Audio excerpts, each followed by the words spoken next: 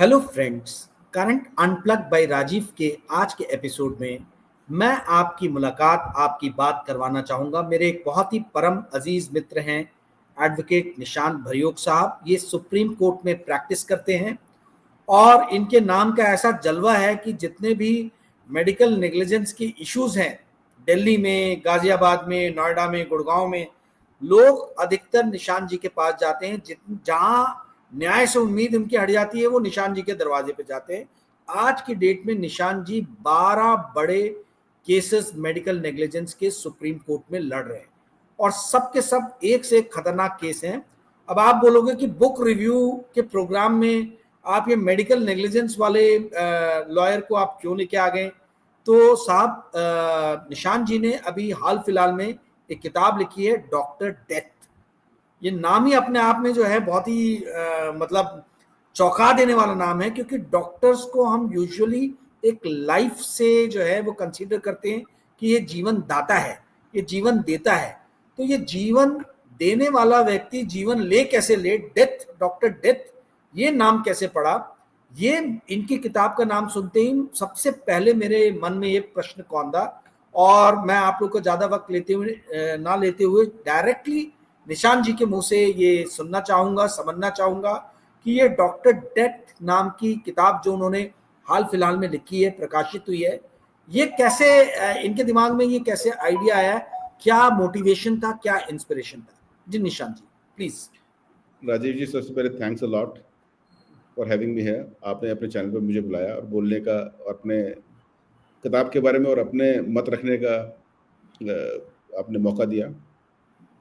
एक चीज़ मैं करेक्ट कर दूं आपको, मेरे पास मेडिकल केसेस इंडिया के बाहर से भी हैं।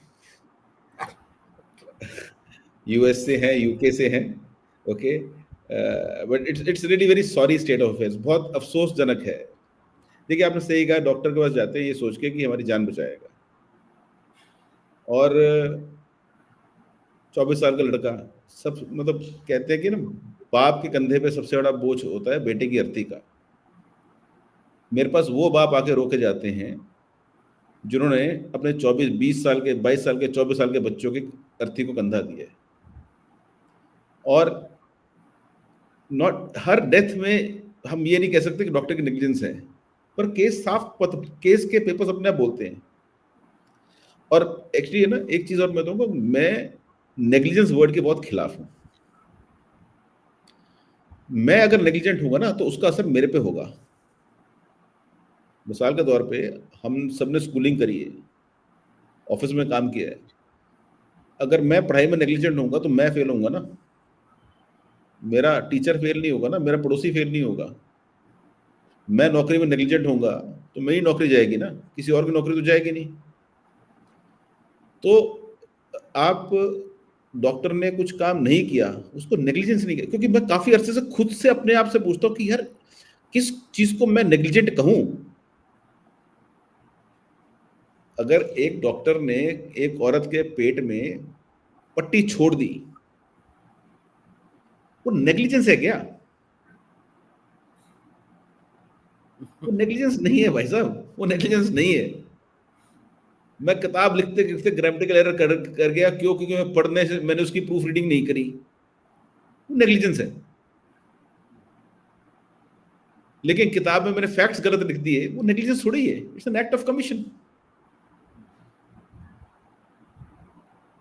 अब आपका दूसरा सवाल था कि डॉक्टर डेथ क्यों है। मुझे ये बताइए, ये स्टोरी है एक 22 साल की लड़की की, गले में खराश थी। उस गले की खराश से वो कोई डॉक्टर के पास भी जाता, इत्तेफाकन उसका भाई जो भी बीमार था वो डॉक्टर के पास जा रहा था, तो बाप ने कह दिया बेटा इसको भी दिखा दे। क्योंकि घर में एक छोटा बच्चा हुआ था, उसकी छठी थी कि मेहमान आएंगे तो इन्फेक्शन ना हो जाए, और छोटे बच्चों को इन्फेक्शन हो जाए। कोरोना से तो निकले ही थे 2 साल पहले ही, तो बेचारी चली गई। अच्छा, ये 2023 का केस है, 22 का? ये जनवरी 2023 का है। 23 का। अब सोचिए, जो गले की खराश के लिए, मतलब बेसिकली सीजनल फ्लू जिसको कहते हैं, उसके लिए डॉक्टर के पास जाए और 1 घंटे के अंदर बॉडी बैग में घर आए, तो उस लड़की की जब स्टोरी लिखूंगा तो उसका नाम मैं डॉक्टर डेथ नहीं लिखूंगा तो क्या लिखूंगा बताइए।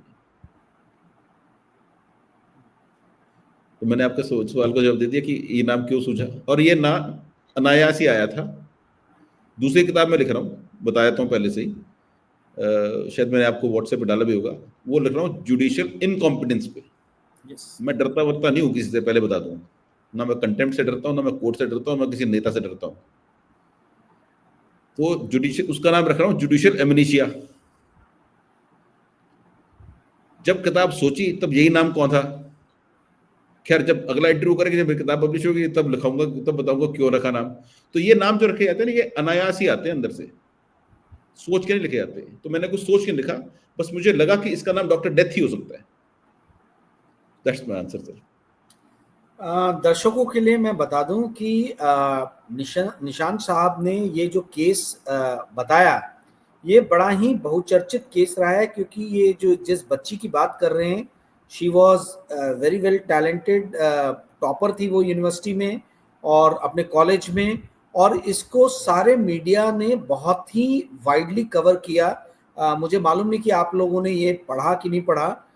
डॉक्टर निशांत, एडवोकेट निशांत जी का उस टाइम में टाइम्स ऑफ इंडिया से लेके तो टाइम्स नाउ तक और दुनिया भर के जितने तमाम चैनल्स और मीडिया आप जानते हैं, उन सब ने इनको कवर किया। और उसके बाद से जो है निशांत जी के पास पीड़ित लोग तो आ ही रहे थे, क्योंकि इस देश में मेडिकल नेग्लिजेंस, इन्होंने बोला कि वर्ड यूज करना गलत है, बट कैटेगरी उसी में डाला जाता है इस टाइप के केसेस को। तो इस टाइप के केसेस जो हैं वो पूरे भारत भर में अलग अलग शहरों में हमने देखे कि आने शुरू हुए, और उसके पीछे जो एक मोटिवेशन था वो निशांत जी का ही था, जो इन्होंने जिस हिसाब से उस केस को लड़ा, पहली चीज। दूसरी चीज, मीडिया ने जैसे उसको कवर किया। और तीसरी चीज जो सबसे खतरनाक है कि डॉक्टर ने एक जानलेवा हमला कराया निशांत जी के ऊपर में। ये निशांत जी, थोड़ा सा मैं इसके ऊपर में भी आप प्रकाश डालिए कि इस केस से रिलेटेड आपको क्या क्या सहना पड़ा। अरे सर, मैं थोड़ा इमोशनल हो जाता हूँ, तो बुरा ना मानिएगा, इमोशन थोड़े मेरे बाहर आ जाते हैं। देखिए, ऐसा था कि मैं अपनी बेटी का एडमिशन पीएचडी में करा के इंडिया वापस आया था यूएस से।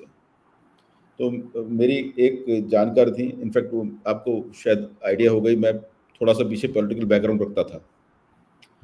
अब जब 2011, 12, 13 में आपको पता है सबको जुनून चढ़ा था, तो मुझे भी चढ़ा था वो जुनून। तो उसी में मेरी एक फ्रेंड बनी थी जो उस पार्टी से ताल्लुकात रखती थी। तो but then she also left politics and we continue to be good friends. तो उन्होंने मेरे को बोला कि कोई कांटेक्ट करेगा मेरे रेफरेंस से, उनका केस देख लेना यार। मैं कहा ठीक है। तो they contacted me while I was in US. तो मैंने कहा यार मैं अभी यूएस में हूँ, टाइम जोन है 12 घंटे का डिफरेंस है, तो इंडिया आए तो बात करते हैं। तो मेरे को अभी याद है 26 तारीख अगस्त को मेरे पास आए थे ये दो लड़के। एक का नाम था पारस, एक का नाम था सौरभ।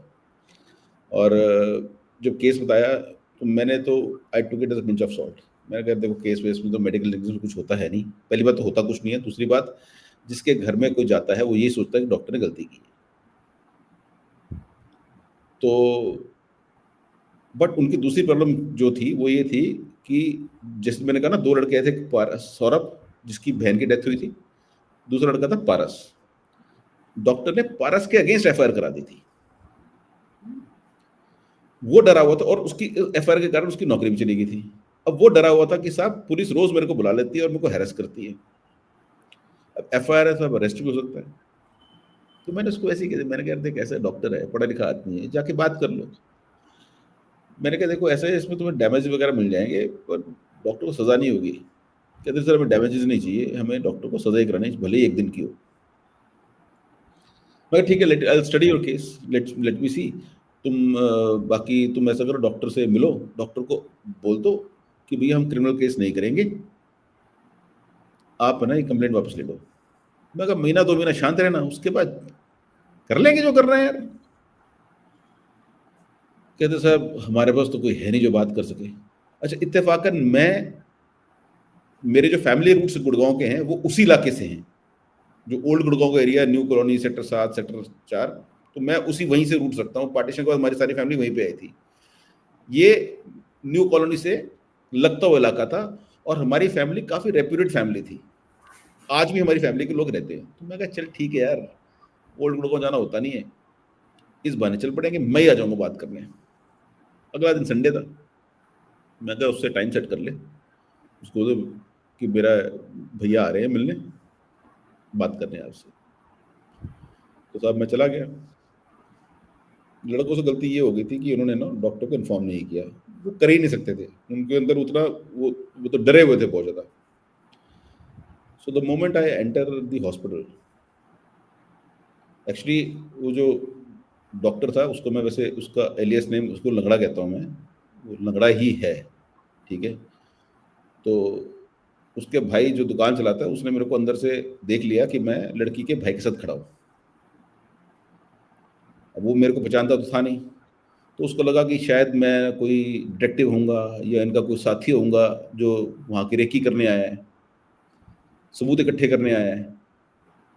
तो the moment I stepped in hospital, मेरे पे, अब कैन यू इमेजिन, एक क्लिनिक है, वो तो हॉस्पिटल है, उसमें जो गुड़गांव के बार्स के बाहर जो बाउंसर्स होते हैं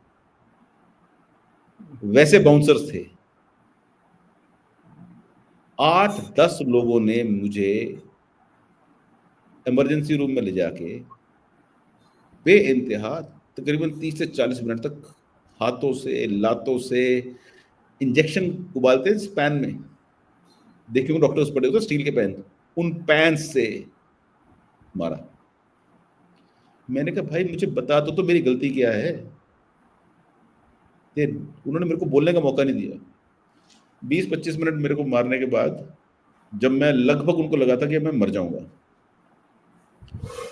तो 50 साल की मेरी उम्र है भाई, मैं कोई I am not a you know young soul.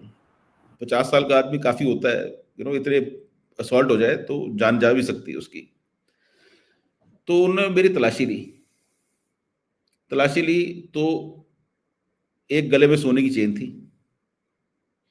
Actually incidentally मैंने बोला ना ओल्ड गुड़गांव जाना होता नहीं है, और इधर की तरफ जहाँ पे हम रहते हैं यहाँ पे ना सुनहरे की दुकानें हैं नहीं। तो जब मैं वाइफ को बताया तो वाइफ ने कहा कि ऐसा है तो जहीरा है ना, तो ऐसा कर, मेरा एक कड़ा पड़ा है पुराना, एक उसकी पॉलिश करा लियो, ठीक करा लियो, क्योंकि वो थोड़ा टेढ़ा मेढ़ा हो गया था, और मम्मी की सोने की चेन पड़ी है, ठीक है, मटर माला कहते थे उसको।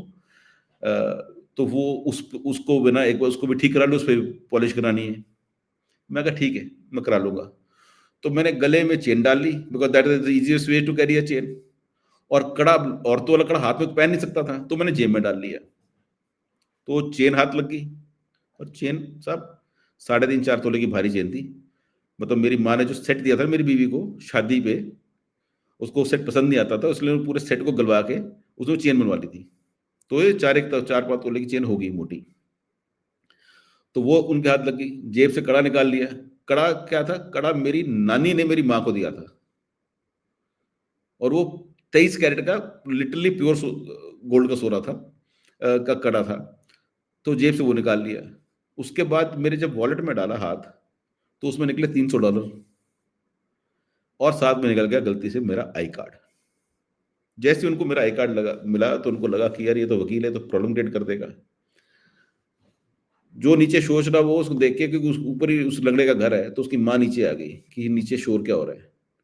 जब उन्होंने माँ को बताया, उस माँ ने पता है क्या कहा, लानत है, उसको माँ नहीं कह सकता मैं, इसलिए किताब में उसके लिए डायन वर्ड यूज किया है, मतलब उसी का इंग्लिश रूपांतर यूज किया है। कहती बेटा तेरा अस्पताल बंद करा देगा, ऐसा कर उसको यही निपटा दे।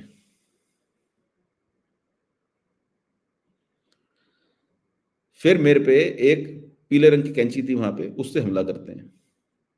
That was the only time I retaliated, क्योंकि उससे पहले तो मैं हालत में ही था। अब मेरे को अभी भी हाथ नहीं चलाए तो मर ही जाऊंगा मैं।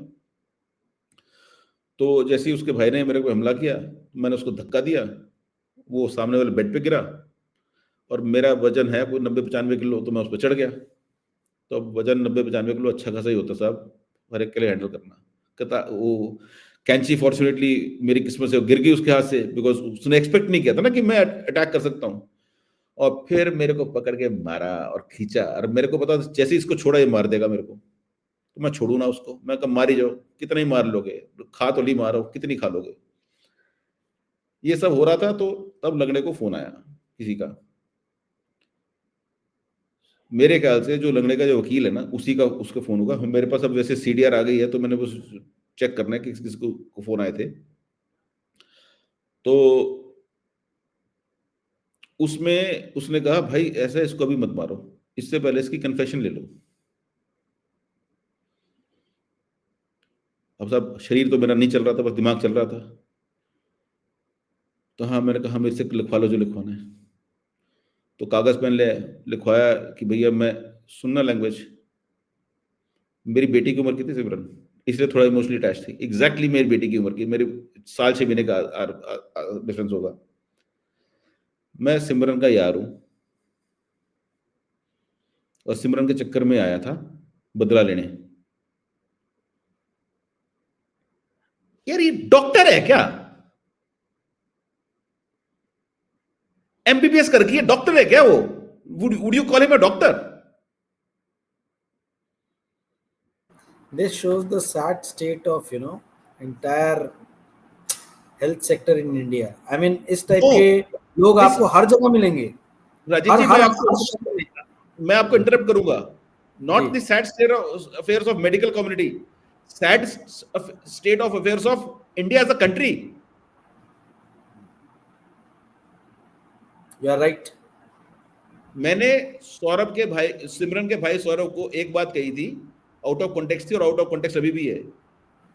मैंने कहा, जब निर्भया मरी थी 2012 में, मैं कहा तुम में से कोई भी ऐसा नहीं होगा जो उसकी किसी प्रोसेशन में या किसी उसके लिए कैंडल मार्च में गया हो। मैं कहा तुम में से किसी ने अफसोस भी नहीं जताया होगा। तो जब तुमने वो काम नहीं किया, तो आज जब तुम्हारी बहन मरी है, तो तुम्हारा क्या हक बनता है कि लोग तुम्हारे साथ आए? सही बात है। तो हर वो इंसान जो सिमरन के साथ नहीं खड़ा हुआ, उनमें से किसी का हक नहीं बनता जो कि अगर कल को वो प्रॉब्लम में हो तो उनके साथ कोई खड़ा हो। That is the sad state of affairs of the country. Very true. Right. तो आप लोगों ने जैसे सुना कि आई मीन डॉक्टर्स हॉस्पिटल में बाउंसर्स रखते हैं, और ये बाउंसर्स आई मीन हॉस्पिटल में बाउंसर्स का क्या काम है, ये अपने आप में एक बहुत ही आपत्तिजनक एक्शन है। ऐसा होना नहीं चाहिए।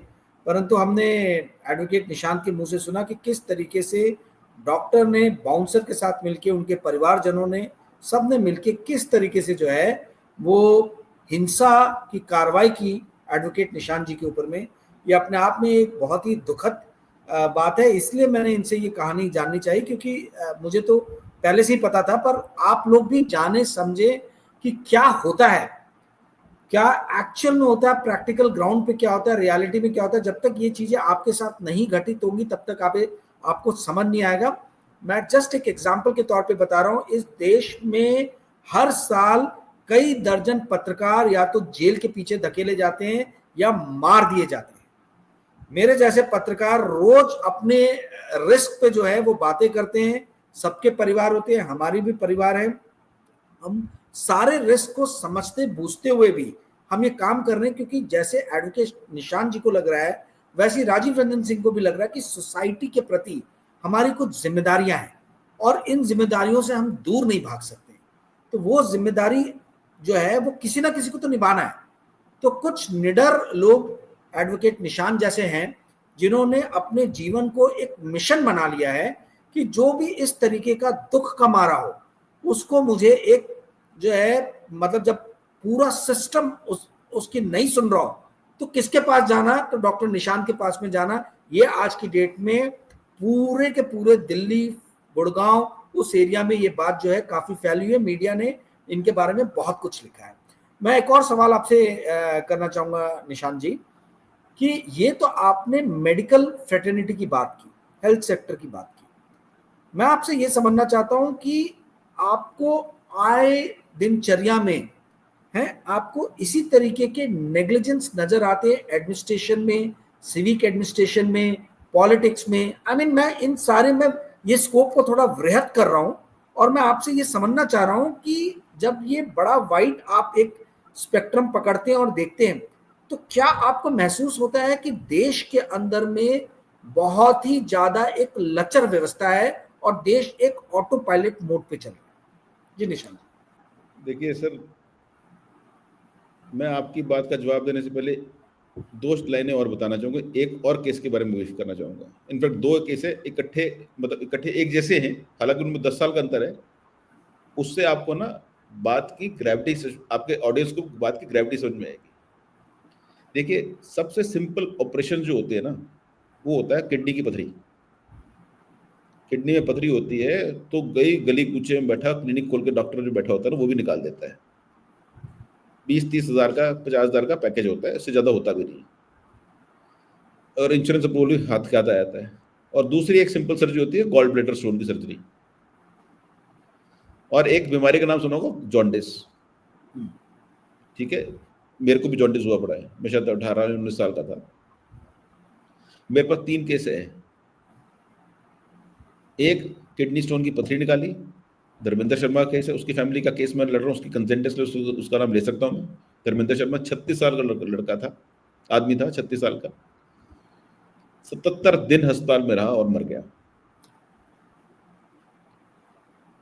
इलेक्टिव सर्जरी थी, और मेडिकल दुनिया में एक आया था, अगर आप अपने पैरों पे चल के आए हैं अस्पताल में सर्जरी कराने, तो अपने पैरों पे वापस जाएंगे, क्योंकि इलेक्टिव सर्जरी होती है। दूसरा, एक यूएस से मेरे पास केस आया, मैंने उनकी कंसेंट नहीं रखी, उसका नाम नहीं लूंगा। 54 साल का आदमी था, गंगाराम हॉस्पिटल में साहब, गंगाराम हॉस्पिटल में। और मैं डिस्क्लेमर आप दे दीजिएगा, अगर कोई आप पे केस करे तो प्लीज, इंडेमनिटी मेरी है, डिक्लेयर कर रहा हूं मैं, आई इंडेमनिफाई यू। गंगाराम हॉस्पिटल में तकरीबन 2 महीने की जद्दोजहद के बाद उस आदमी की डेथ हुई। अगर मैं उस फोटोज आपके चैनल पे दिखा दूं ना, यूट्यूब आपके वीडियो को हटा देगा। उस इतनी फोटो दिखा भयावह। दूंगा, उस फोटो को दिखा दूंगा ना, जो उस बेटे ने मेरे को भेजी है, उसके बेटे ने मेरे को भेजी है, कांप जाओगे देख के।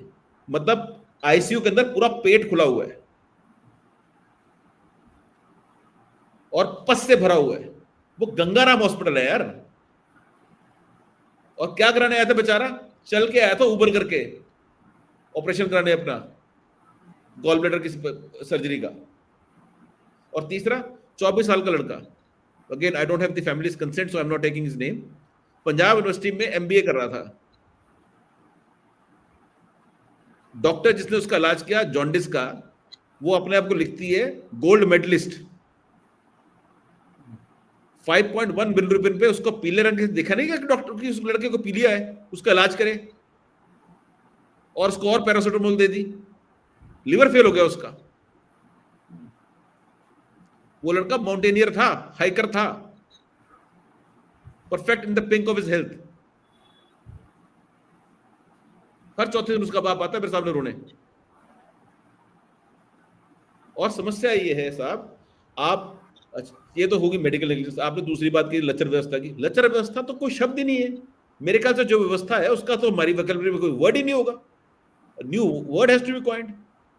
ये साहब, बरसात के अंदर गटर खुला हो, मैनहोल खुला हो, मेन होल खुला हो, और मैनहोल के अंदर एक ऑटो पलट जाए और 48 घंटे बाद उसकी लाश मिले, आप उसको नेग्लिजेंस कहोगे क्या?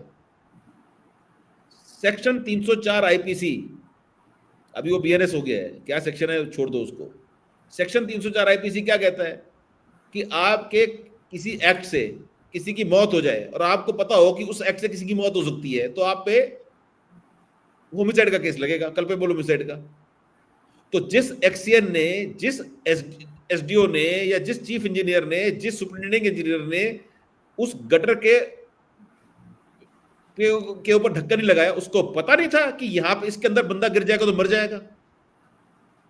नेग्लिजेंस है ये। नेग्लिजेंस कहां से हुई है? नेग्लिजेंस नहीं है, तो राइट। ऑटो पायलट में प्लेन क्रूज करता है, ऑटो पायलट में जब प्लेन चलता है ना तो क्रूज करता है। ये बिना इंजन के प्लेन है, और हम इसलिए मस्त बैठे हैं। क्यों? क्योंकि साहब अभी मौत मेरे पास नहीं आई, ये नहीं पता, घूम रही है, कभी भी आ जाएगी। जब तक हर इंसान ये नहीं सोचेगा ना कि अगला नंबर मेरा हो सकता है, वो सिस्टम को चेंज नहीं करेगा। और इनकी अय्याशी बताऊं कैसी होती है। मैं परसों डीएचबीवीएन, जो दक्षिण हरियाणा बिजली वितरण निगम है गुड़गांव में, जो बिजली का डिस्ट्रीब्यूटर है सरकारी, मेरा एक दोस्त है, डॉक्टर है, उसी के बिजली उसकी बिजली काट दी। वो क्या ग्राउंड था, छोड़ दीजिए उसको। तो मैं कहा चल यार तेरे साथ मैं मिलता हूँ, एससी के उससे मिलके आते हैं, उससे बात करते हैं, उसको समझाते हैं कि भैया हम ठीक हैं, बिल गलत आया हुआ है। मैं पहुंचा 2 बजे, मेरे फ्रेंड ने आना था, कहा 2:15 तक पहुंचेगा, तो एससी आ गया था 2:45 के आसपास। तो 2 बजे मुझसे मिलने गया। मैंने कहा साहब 10 मिनट दे दो, मेरा जो एक्चुअल मेरा क्लाइंट है और जो जिसको पेन है वो आ रहा है, 10 मिनट लगेंगे। कहते ठीक है आप वेट कर लीजिए उसका। ये 2 बजे की बात है। मैं एससी के कमरे से बाहर निकल के वेटिंग रूम में आया, तो मैंने देखा कि एससी की गाड़ी लगी हुई है और एसी ऑन है। मैंने ड्राइवर से पूछा, मैं कहा साहब जा तो नहीं रहे कहीं? मेरे को कहीं गोली दे रहा हो कि मैं मिलूंगा अभी, फिर निकल जाए, क्योंकि अगर निकल ही रहा है तो फिर मैं ही मिल लूँ, छोड़ो क्लाइंट तो आता रहेगा, बात तो कर लो। कहते नहीं सर अभी नहीं जा रहे। तो 2:20 पे मेरा फ्रेंड आया और 2:30 बजे बात करके निकले। साहब 2 बजे से लेके 2:30 बजे तक ना, साहब की गाड़ी ठंडी हो, एसी चल रहा था। ये तो इनकी अय्याशी है। मतलब अपनी अय्याशी पे कमी नहीं छोड़ सकते। मतलब मैं भी सरकारी खर्चे पे हैं। अपने खर्चे पे। अब मैं साहब, मेरे पास तो नेक्सन ईवी है, मेरे पास तो सर्विस भी है कि चैम्बर से निकलूं तो एसी ऑन कर दूं, 10 मिनट की वॉक हो तब तक गाड़ी ठंडी हो जाए। मैं उसमें बिजली बचाता हूं कि गाड़ी के अंदर बैठेंगे, गाड़ी ऑन करेंगे, शीशे डाउन करेंगे, एसी ऑन करेंगे, चलाएंगे, 5 मिनट गाड़ी वैसे ठंडी हो जाएगी, मैं बिजली को फूकूं। हालांकि ईवी का तो खर्चा कुछ नहीं है। अपनी गाड़ी में करके देख लेना, घर के तो बत्तियां ही बंद करते हैं, एसी तो छोड़ ही दो। ये तो इनकी अय्याशी है। तो ये लचर व्यवस्था नहीं है सर। मतलब मैं बहुत अच्छा राइटर नहीं हूं, आप तो बहुत ही अच्छे राइटर हैं, आप तो पत्रकार हैं। अच्छा, coin, you coin a different word. मैं इतना कहता हूं, ये इनमें से कोई भी एक्ट ऑफ नेग्लिजेंस नहीं है सर। और मेरी अब We need to change the nomenclature. Yeah, that's right. मेरी हर केस में यही है कि साहब 304 है तो लगी जाएगी, 304 ही नहीं लगा रही। सिमरन केस में भी 304 लगेगी, 10 साल के अंदर जाएगा। अब तो लगते नहीं लगते, सोल्यूशन क्या है निशान जी? मतलब आप चाहे मेडिकल हो चाहे सिविक हो, आई मीन पहले मैं मेडिकल का समझना चाहूँ, क्योंकि मेडिकल में आपने बहुत काम किया है, इस तरीके के केसेस आ रहे हैं, प्रॉब्लम तो हमने दर्शकों को बता दिया, सोल्यूशन क्या निकाला जा सकता है? सर देखिए, मेरे पास तो जो भी क्लाइंट आता है ना, मैं कहता हूँ देखो, अगर तुम्हें कोर्ट खेलना है तो गुड़गांव में 8,000 वकील हैं, उनमें से 6,000 ऐसे होंगे जो लिटरली बेरोजगार हैं, और हर कोर्ट का ये परसेंटेज होता है। ठीक है, तो मैंने कहा तो, और सारे वकील अच्छे वकील हैं, किसी को भी केस दे दो, मेरे अलावा मुझे मत देना, क्योंकि मेरे को कोर्ट नहीं खेलना। ठीक है, अब क्योंकि मुझे पता है किसी तरीके से जस्टिस मिल ही नहीं सकता ना साहब।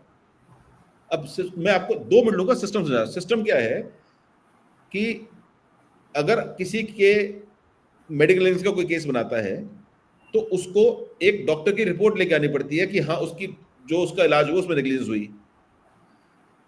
भाई कौन सा डॉक्टर दूसरे डॉक्टर के अगेंस्ट लिखित में ओपिनियन देगा? ये होगी एक बात। चलो, इसकी रोकथाम क्या है? उसकी रोकथाम सरकार ने मेडिकल नेग्लिजेंस बोर्ड बना रखे हैं, चले ठीक है। भाई वो तो बिकाऊ माल है, वो तो बिकाऊ माल है। आज तक किसी मेडिकल नेग्लिजेंस बोर्ड ने डॉक्टर के अगेंस्ट रिपोर्ट नहीं दी। तो साहब बंदा जब तक रिपोर्ट नहीं लेके आएगा, ओपिनियन लेके नहीं आएगा, तब तक उसका केस ही नहीं चल सकता। अब मैंने कहा मान लो मिसाल के तौर पे किसी ने केस दे दिया कि इतना जबरदस्त नेग्लिजेंस थी कि बंदे ने, उसने कहा यार मेडिकल बोर्ड वालों का यार इसमें नहीं कर सकते, तुम दूसरी गलती करोगे, दूसरा बंदा हमारा उसमें खा लेंगे, इसमें तो हमें तुम्हारे केस रिपोर्ट देनी पड़ेगी। मान लो, टेल मी, मैं अभी ये 4 मेडिकल जार्गन्स के नाम ले लूंगा ना आपके आगे,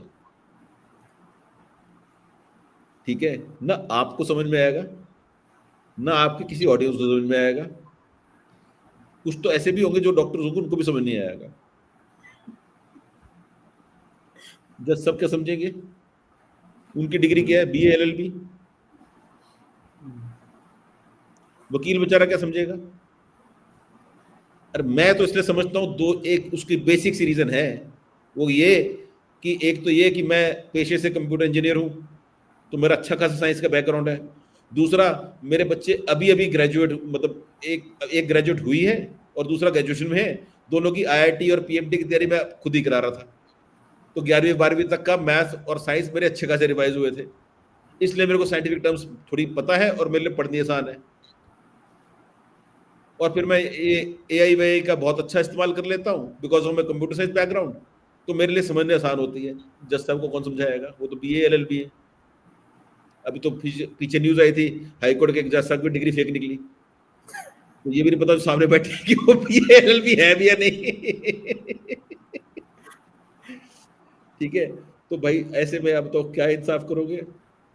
तो मैं हर एक को ये कहता हूँ कि देखो, अच्छा ये सब प्रॉब्लम्स खड़ी की है सुप्रीम कोर्ट ने। सुप्रीम कोर्ट की 2-3 जजमेंट्स आई हैं। एक है जेकब मैथ्यूज की जजमेंट, और दूसरी है जेकब मैथ्यू। जेकब मैथ्यूज, बड़ा फेमस लैंडमार्क जजमेंट 2005 की, Jacob Matthews versus state of Punjab. उसी में सुप्रीम कोर्ट ने यूके का लॉ को कॉपी करके, उनकी जजमेंट्स को कॉपी करके अपना दिया था।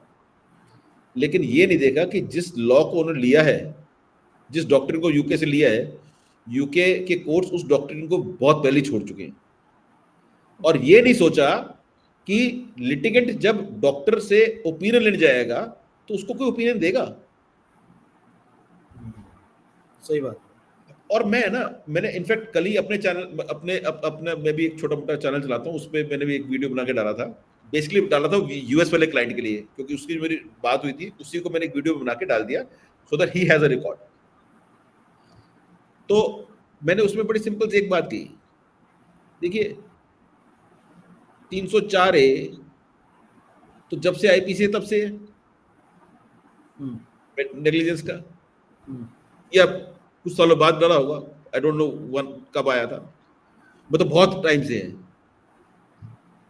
आप ये निकाल लो डेटा कि आज तक कितने डॉक्टरों को 304A के अंदर सजा हुई है। अगर किसी को नहीं हुई वो तो कानून बेकार है, निकाल दो कानून को, हटाए। भाई डिक्लेयर कर दो ना कि अगर आपके हाथों अगर डॉक्टर के हाथों आपकी मृत्यु होती है या आपके किसी पेशेंट की मृत्यु होती है, तो साहब आप बोलिए ये हमारा फेट था, मैटर एंड्स। आप लड्डू, आप don't give me that carrot ना कि there is a law, there is a law, there is a law, लोग जाएं पैसे भी फूके। तो मैं अपने लोगों को एक सलाह देता, अपने क्लाइंट्स को एक ही सलाह देता हूं अब, कि साहब कोर्ट खेलना बंद करो, खेलना है तो दूसरों के पास जाओ, मेरे पास आए हो तो सुप्रीम कोर्ट जाओ, पेटिशन टू सुप्रीम कोर्ट, और बहुत सारी पेटिशन जाएंगी तो सुप्रीम कोर्ट को रियलाइज होगा कि हाँ बहुत झोल हो रहा है, गड़बड़ हो रही है, लॉ इज बीइंग मिसयूज्ड, या लॉ का ढंग से इस्तेमाल नहीं हो पा रहा, and then they will change their judgments. मैं एक चीज आपसे समझना चाहूंगा, मैं थोड़ा कंफ्यूज हो गया हूं।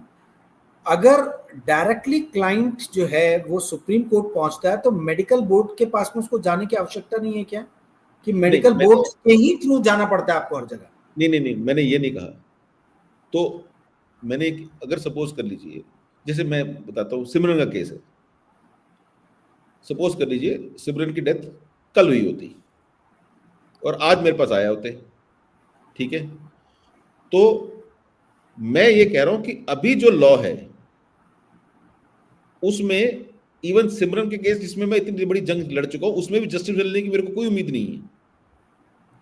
तो अभी जो लॉ है वो लॉ किसी काम का नहीं है, यूजलेस है।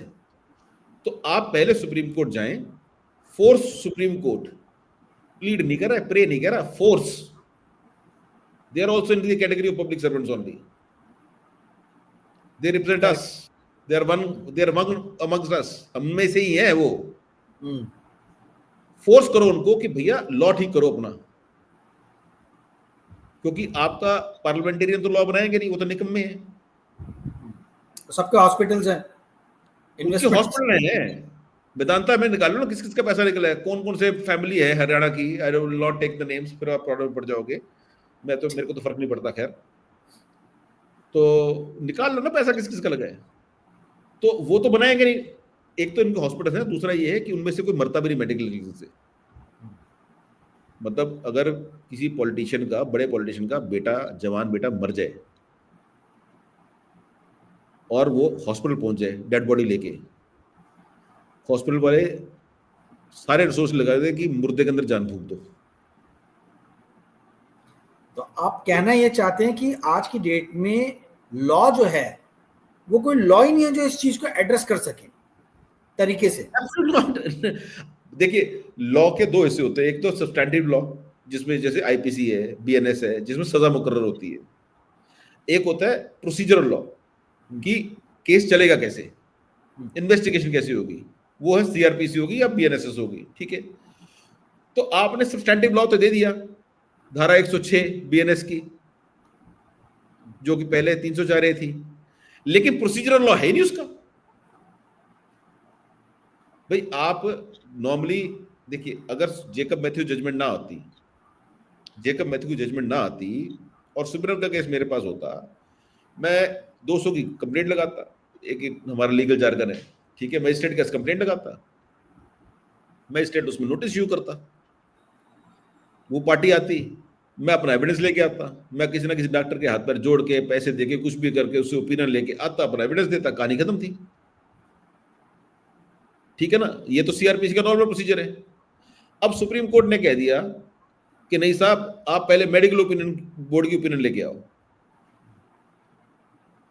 इसका मतलब मजिस्ट्रेट इंक्वायरी भी नहीं कर सकता, मजिस्ट्रेट कुछ कर ही नहीं सकता, क्योंकि पहले मेडिकल बोर्ड की ओपिनियन चाहिए, और मेडिकल बोर्ड ओपिनियन नहीं देता। आपको मैं एक और बताता हूँ किस्सा, ये थोड़ा मजाकिया है पर अफसोसजनक भी है। मेरा क्लाइंट है सऊदी अरेबिया में, मेरे क्लाइंट इंडिया से बाहर बहुत सारे हैं सर मेडिकल एग्जाम्स के, ठीक है। शेख साहब है, वो बेचारा, उसने अपनी तीसरी शादी की थी और वो आईवीएफ कराने गुड़गांव आया हुआ था। अब वो 50+, बीवी 28। तो उसने कहा कि यार चलो बुढ़ापा चढ़ रहा है, बीवी जवान ले लिए, मैं थोड़ा जवान हो जाता हूँ। तो अब बीवी के लिए उसको 2-3 महीने इंडिया रहना था, तो उसने प्लास्टिक सर्जरी कराने चला गया, प्लास्टिक सर्जरी कराने फेस की। अब देखिए, मेरी भी उम्र 52 साल है, 2 दिन पहले ही हूँ 52 का। तो ये जो है ना हमारा हिस्सा, ये लटक जाता है, ये नो दिस ये यहाँ पे, तो उसका थोड़ा फैट भी यहाँ पे तो ज्यादा लटका हुआ था। तो उसने क्या किया, उसने सोचा कि मैं ना सर्जरी करके इसको स्ट्रेच करा लूंगा, so that it looks flat, ऐसे ऐसे टाइट करा लूंगा, इट लुक्स टाइट। अब सब सर्जरी के निशान तो पड़ेंगे, ठीक है। तो surgeon has to be careful. तो ऐसी सर्जरी क्या में क्या करते हैं, यहां से मांस काटते हैं, ताकि अगर निशान आ भी जाए तो हेयरलाइन जो है ना वो उसको छुपा लेगी। कसम से मैं आपको ना उसकी फोटो भेज दूंगा, थंबनेल पे वो फोटो भी लगा देना। भाई उस अनपढ़ गवार डॉक्टर ने मांस काट दिया यहां से, अब वो बंदर लगता है, ये आईब्रोज, ऊपर 2 आईब्रोज ऐसे। हमारे लिए तो मजाक हो गया कि देखो बंदर लगता है, ही लुक्स लाइक ए बबून, किताब में भी लिखा है मैंने। बंदे ने 3 साल से अपनी मां को अपनी शक्ल नहीं दिखाई है।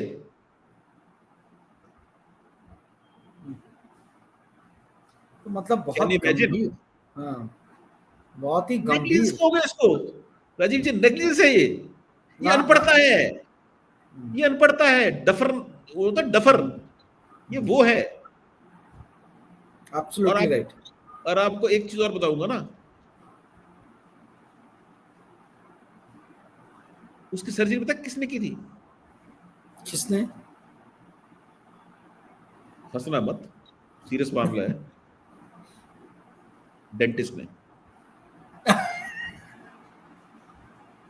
आपने बोला हंसना मत तो हंसी आ गई। डेंटिस्ट ने प्लास्टिक सर्जरी की? मेरे पास एक विंग कमांडर साहब थे, उनका केस आया, पेंशन का मैटर था, एयरफोर्स के, मैं पेंशन मैटर भी काफी करता हूँ, तो एयरफोर्स के पेंशन का था, तो उसमें मैटर आया। उन्होंने बता दिया मेरे को कि साहब मैं प्लास्टिक सर्जन हूँ। ये केस मेरे पास जस्ट आया था, तो मैंने कहा चलो समझता हूँ। तो मैंने उससे समझा, तो मैंने कहा यार ये तो डेंटल सीट पे डेंटिस्ट ने सर्जरी की है। कहता हाँ, बिकॉज सर्जन के बीच में, मतलब एमबीबीएस और डेंटिस्ट के बीच में ना स्ट्रगल चलता रहता है कि फेस कौन ऑक्यूपाई करता है। ये this area is called maxillofacial area, तो करना तो हमने ही होता है, पर डेंटिस्ट कहते नहीं नहीं नहीं, हम सिर्फ ओरल कैविटी नहीं करेंगे, पूरा मैक्सिलोफेशियल एरिया का करेंगे। तो वो इधर भी घुस जाते हैं, घुस जाते हैं, बंदे को पता नहीं कहाँ घुसा दिया उन्होंने, घुस जाते हैं। अब ये नेग्लिजेंस एवरीथिंग इज नहीं है, कमर्शियलाइज्ड। ये नेग्लिजेंस नहीं है, greed, it's pure greed and dufferness as you said. अनपढ़ता है, कोरी अनपढ़ता। और जितने लोग, देखिए मैं आपके चैनल के माध्यम से मैं हर एक का आह्वान करना चाहता हूं कि भाई हम सबने बीमार होना है साल में 2 बार। साइकिल ये फ्लू तो होगा ही होगा। सिमरन सिर्फ फ्लू था उसको, मेडिकल रिपोर्ट्स हैं मेरे पास, सिर्फ फ्लू था। और वो किसी बंगाली डॉक्टर के पास नहीं गई थी, मतलब वो होते हैं बंगाली बाबा टाइप्स, उनके पास नहीं गई थी, वो एमबीबीएस डीसीएच के पास गई थी, जिसका अस्पताल चल रहा था। वो अगर मर सकती है तो अगली सिमरन राजीव जी आप भी हो सकते हो और मैं भी हो सकता हूं। तो हमें सेंसिटाइज होना पड़ेगा। अकेले मेरे बोलने से कुछ नहीं होगा, बोलता मैं फिर भी रहूंगा, अलग बात है। अच्छा, अपने YouTube चैनल का नाम बता दीजिए, क्या है? मेरे नाम से निशाद बरियोक। तो दर्शकों से ये आह्वान है कि नाम देख लें आप और इनका YouTube चैनल अवश्य देखें। देखिए, बहुत सारे काबिल लोग हैं जो YouTube में अपना चैनल चला रहे हैं, पर दुख की बात है कि इस देश में काबिलियत जो है वो हमेशा हाशिए पे रहती है और नाम चलते हैं। अब वो नाम कितने ही खोखले क्यों ना हो, मैंने बड़े बड़े क्रांतिवीर जो आज की डेट में यूट्यूब में पत्रकार बन रहे हैं, वो उन सब लोगों की बहुत अच्छे से मैं अंदर बाहर सब जानता हूँ, क्योंकि मैं खुद 23 साल से इस प्रोफेशन में हूँ। तो दिखते कुछ और है। एक बात जोड़ना चाहूंगा मैं जी देखिए, इसमें उन क्रांतिवीरों का कोई दोष नहीं है जी। वो जो कलम जीवी लोग हैं ना, जो आजकल यूट्यूब जीवी लोग हैं, उनका कोई दोष नहीं है। आप ये बताइए कि जब एक आम आदमी यूट्यूब ऑन करता है, एक स्टोरी सिमरन छाबड़ा की दिखे और एक ये दिखे आज ट्रंप को मोदी ने दिखाई लाल आंख, उसको किस में मसाला ज्यादा नजर आएगा? जाहिर सी बात है, दूसरी में लाल आंख में। देखिए साहब, जिस चीज की आपको भूख लगेगी, होटल आपको वही खाना परोसेगा। Correct correct. आप खाना चाहते हैं मुर्ग मुसल्लम और वो लेके आ गए, आप कहते हैं मूंग की दाल। आप कहेंगे यार मेरे को तेरे पास आने नहीं है, I order this from the menu, और तुम्हारे मेन्यू में है ही नहीं, तो मैं तुम्हारे पास खाऊंगा। हम जाते ना रेस्टोरेंट, आप भी जाते हो, मैं भी जाता हूँ। अगर आज चाइनीज खाना है तो मैं किसी पंजाबी ढाबे में थोड़ी जाऊंगा, उसके मेन्यू है नहीं वो। तो साहब हमारी भूख जो है ना, वो है मसाले की, मजे लेने की। वो चौपाल पे बैठते हैं हरियाणा के, हमारे गांव में चले जाओ ना तो पेड़ों के नीचे चौपाल के बैठे ताश खेल होते हैं, 4-5 बुड्ढे ताऊ हुक्का पी रहे होते हैं, और वो खूब बढ़िया टाइम पास कर रहा हो रहा होता है। क्यों? क्योंकि मजे ले रहे होते हैं, काम कुछ नहीं होता है, just idling, there just wasting time. तो हम सारे वही ना चौपाल के ऊपर बैठे ताऊ हैं, जो सिर्फ जिंदगी ना मजे ले रहे हैं दूसरों के। निशान जी एकदम सही बात बोल रहे हैं, और इसी पे हम समाप्त करेंगे आज का ये विषय। और निशान जी, मैं आपके विचारों से एकदम, मेरे विचार मेल खाते हैं। देखिए, मतलब मैंने ये चैनल बनाए इसलिए है ताकि एक इन्फॉर्म सोसाइटी जो है वो हम बनाने का प्रयास करें। पर आपने सही बोला कि मसाले वाले ये जो चैनल्स और एपिसोड्स हैं वो बहुत चल रहे हैं, और यहाँ पे लोग अच्छे अच्छे पत्रकारों को, लेखकों को, जिनको मैं लेके आ रहा हूँ, एडवोकेट्स को, इनको नहीं सुनना चाह रहे। पर ये फालतू की गॉसिप बाजी, र्यूमर मॉन्गरिंग, इसमें बहुत चटकारे लेके जो है पब्लिक मजे लेती है, ये दुख की बात है। कल हम देखेंगे कि इसमें कितने व्यूज आते हैं। मतलब मैं लगातार देख रहा हूं कि किस तरीके से जैसे जैसे बौद्धिक स्तर में अपने वीडियोस का बढ़ा रहा हूं, व्यूज उतने उतने उसमें कम हो रहे हैं। तो मिसाल साहब, हाँ, तो लोगों ने भी यूट्यूब को एक एंटरटेनमेंट का साधन मान लिया है, बॉलीवुड की तरह, हिंदी मूवी, इंग्लिश मूवीज की तरह, और इसको वो उसी तरीके से ले रहे हैं। खैर, अब सोसाइटी जिस दिशा में जा रही है हम कुछ कर नहीं सकते, हम अपनी तरफ से अपना प्रयास कर सकते हैं। मित्रों, मैं आपसे भी एक प्रयास चाहूंगा। जैसे कि आप लोग को पता है कि मेरे यूट्यूब ने मेरे चैनल का मोनेटाइजेशन बंद कर दिया है, इसलिए मैं अपने हर इसमें आह्वान करता हूं कि आप लोग यदि कुछ योगदान दे सकें तो हम इस चैनल को और थोड़ा सा एक प्रोफेशनल जामा पहनाएंगे, प्रोफेशनल एक लुक देंगे। आप लोग जानते हैं कि मैं खुद एक बिजनेस पत्रकारिता में रहा हूँ, 22-23 साल रहा हूँ। बहुत सारे मेरे दोस्त सीईओज और बड़े बड़े पोस्ट पे कॉर्पोरेट्स में हैं। मैं चाहूँ तो इजीली मैं पैसे रेस कर सकता हूँ, पर मैं जान के वहां जा नहीं रहा, क्योंकि मैं कॉम्प्रोमाइज नहीं करना है मुझको अपनी पत्रकारिता को।